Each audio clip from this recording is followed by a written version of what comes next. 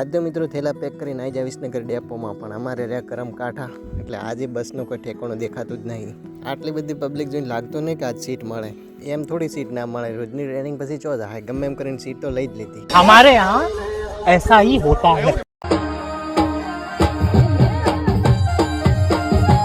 તમને બધાને એવું લાગતું છે કે હું જાઉં છું જો એ હું પછી બતાવું, હાલ તમે વિડીયો જુઓ. બાકી 45 ડિગ્રી ગરમીમાં બસમાં ટ્રાવેલ કરવાનો અનુભવ કંઈક અલગ જ હોય.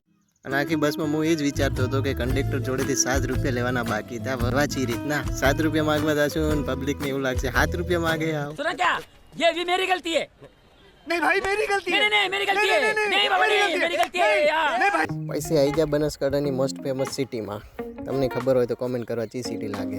છેલ્લે આવી ગયા આપણી હોમ સિટીમાં. આનું પણ નામ કોમેન્ટ કરો કે આપણી હોમ સિટી ચી છે. બારીમાંથી જેની કિંમત તમને હાલ દઉં.